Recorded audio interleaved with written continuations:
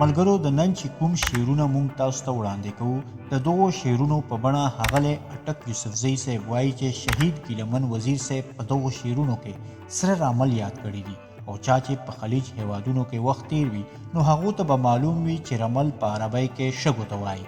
له دې لامل مونږ ویلی شو چې شهید ګیلمن وزیر صاحب به دغه شعرونه په هغې وخت کې لیکلي وي چې کوم وخت کې دی په مسافرۍ کې و. له دې سره سره په دغو شعرونو کې شهید ګیلمن وزیر صاحب د مسافرۍ ستړی او د مزدورۍ سخت ژوند هم یادونه کړې ده. راځئ ملګرو چې دغه خوندور شعرونه واورو. راشه ویده دې کړم په سپین سپین مړوندونو یاره، راشه ویده دې کړم په سپین سپین مړوندونو یاره، ډېر به دې کړي وي په سره رمل خوبونه یاره. راشه ویده دې کړم په سپین سپین مړوندونو یاره، ډېر به دې کړي وي په سره رمل خوبونه یاره.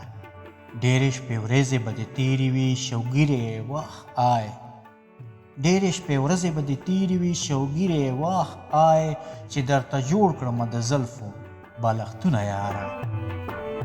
شونډې دې وچې دي پاسته لاستې تغمې تغمې دي، شونډې دې وچې دي پاسته لاستې تغمې تغمې دي، زما نازکه یاره وا زما نیازبینه یاره.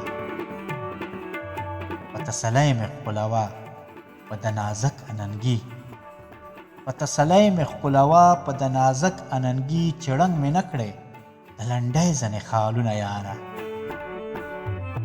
دومره دوه درې کاله دې څنګه تېرول په سفر، دومره دوه درې کاله دې څنګه تېرول په سفر، په ما خو سور اور وي له تا بغیر وختونه یاره.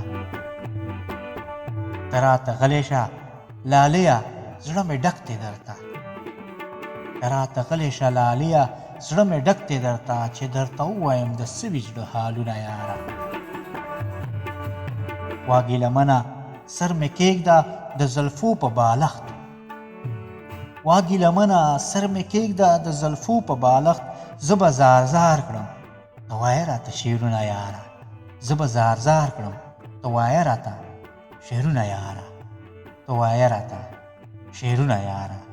راشه ویده دې کړم په سپین سپین مړوندونو یاره، ډېر به دې کړی وي په سره رامل خوبونه یاره، په سره رامل خوبونه یاره، خوبونه یاره.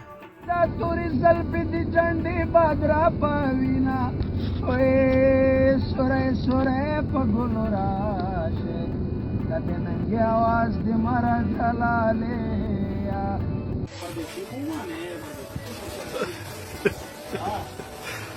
شه من ته خامخا خدمت که ها ها راجع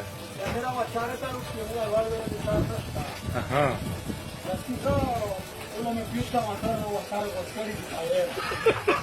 Mañana quiero subir a mi pataví.